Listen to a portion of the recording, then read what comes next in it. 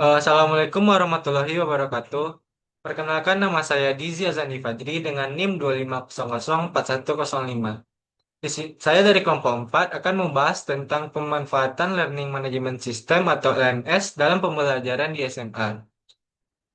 Dengan mata kuliah Dasar-Dasar Teknologi Pembelajaran dengan dosen pengampu Ibu Dr. Randa Eldarni MPD. Baik, materi pertama yaitu latar belakang. Di dunia pendidikan pada saat ini mengalami perubahan sangat cepat akibat perkembangan teknologi digital. Perkembangan sistem informasi telah mengubah cara guru mengajar dan cara siswa belajar. Pembelajaran yang sebelumnya berpusat pada tatap muka, kini berkembang menjadi pembelajaran yang lebih fleksibel, inovatif, dan tidak lagi dibatasi ruang dan kelas konvensional. Lalu, pengalaman pembelajaran selama pandemi COVID-19 memperlihatkan bahwa dunia pendidikan harus siap beradaptasi dengan sistem pembelajaran daring. Guru dan siswa dan sekolah dipaksa memasuki dunia digital secara cepat sehingga memunculkan kebutuhan sangat besar terhadap platform pembelajaran berbasis teknologi atau LMS. Nah, LMS tidak hanya berfungsi sebagai alat penyimpanan materi, tetapi berkembang menjadi sebuah ruang belajar digital memungkinkan penyampaian materi, diskusi penugasan, evaluasi, dan pelacakan perkembangan siswa.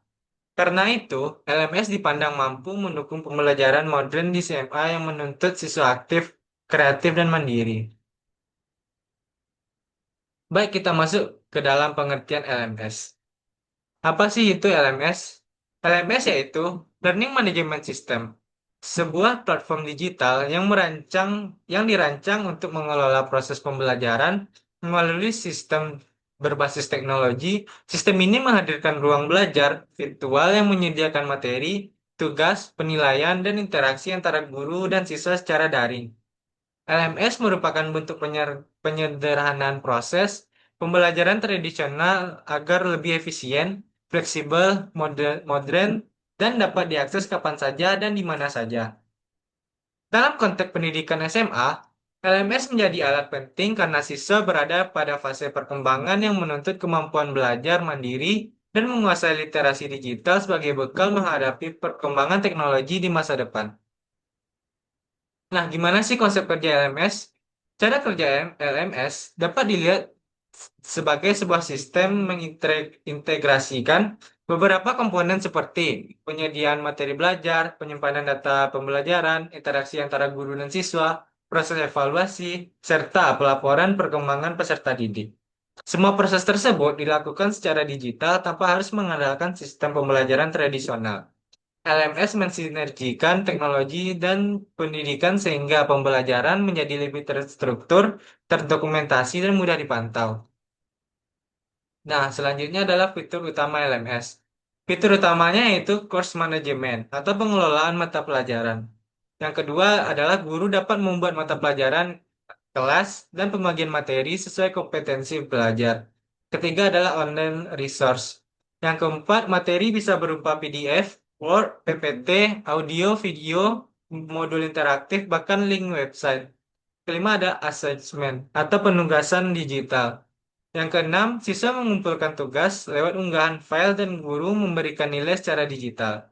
Yang ketujuh adalah online test. Yang kedelapan, tersedia kuis, ujian tengah semester hingga ujian akhir semester. Yang kedelapan adalah progress tracking. Yang kesepuluh, melihat perkembangan siswa dari waktu belajar, nilai, dan keaktifan. Yang kesebelas adalah komunikasi tools. Terdapat chat, forum diskusi, komentar, bahkan ruang konsultasi. Selanjutnya, pemanfaatan LMS dalam pembelajaran. Pemanfaatan LMS dapat ditemukan pada hampir seluruh kegiatan belajar. Penyampaian materi, pengumpulan tugas, evaluasi, kehadiran, penilaian pengetahuan, diskusi antar siswa, serta penyimpanan arsip belajar. LMS menjadikan proses pembelajaran lebih fleksibel karena tidak tergantung pada tatap muka konvensional. LMS juga memfasilitasi siswa untuk mengulang materi sewaktu-waktu tanpa batasan jam pembelajaran. Nah, di sini apa saja sih contoh platform LMS?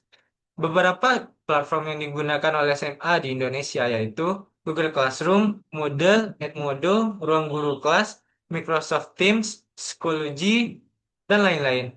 Platform tersebut memiliki keunggulan masing-masing dalam hal kemudahan, tampilan fitur, maupun kekuatan dalam manajemen pembelajaran digital. Nah, berikut adalah contoh gambar LMS, Zoom atau Moodle.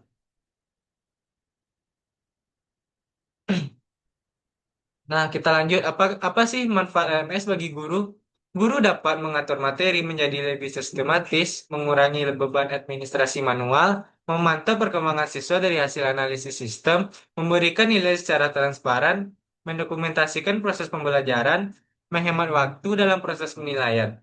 Guru tidak perlu lagi mengoreksi secara manual, karena beberapa jenis tes dapat dinilai otomatis oleh sistem. Nah, selanjutnya adalah manfaat LMS bagi siswa.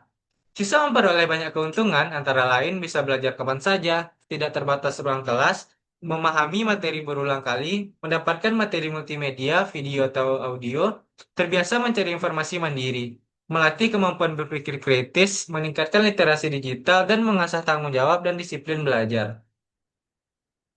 Selanjutnya, siswa memperoleh banyak keuntungan lain yaitu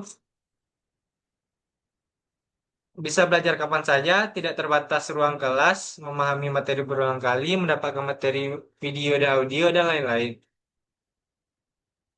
Nah, manfaat LMS bagi dunia pendidikan. Dalam skala lebih besar, LMS membantu sistem pendidikan beralih dari mode konvensional menuju pembelajaran digital yang modern dan adaptif.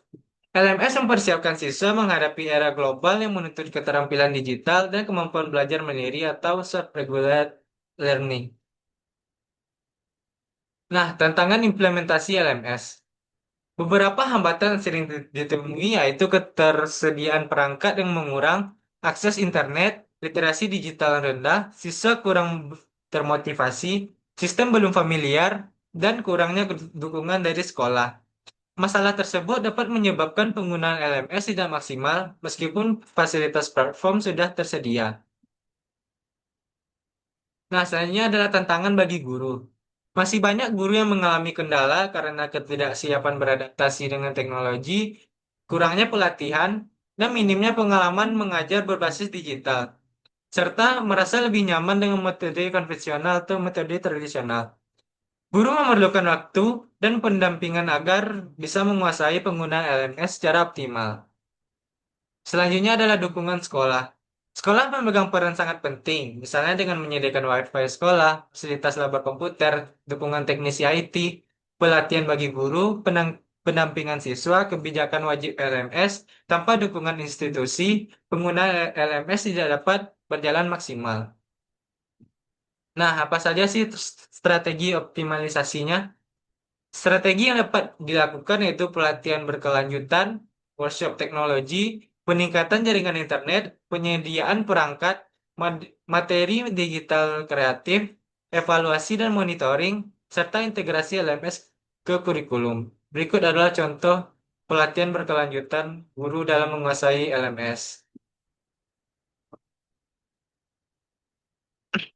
Nah, kesimpulannya yaitu pemanfaatan LMS berkontribusi besar dalam menciptakan pembelajaran fleksibel, inovatif, dan berbasis digital. LMS meningkatkan kemampuan belajar mandiri, memperluas akses informasi, dan meningkatkan kualitas pembelajaran. Meski demikian, keberhasilan LMS sangat ditentukan kesiapan sekolah, guru, siswa, dan dukungan teknologi yang memadai. Berikut adalah data LMS dalam sekolah dalam angka yang dilakukan oleh by Sandberg Campus X ITB. Terdapat ada 362 sekolah telah menggunakannya, 773 kelas telah dibuat, serta 17.486 pengguna. Nah, baik, sekian hasil PPT dari saya. Jika ada salah saya mohon maaf. Wabillahi taufiq walhidayah. Assalamualaikum warahmatullahi wabarakatuh.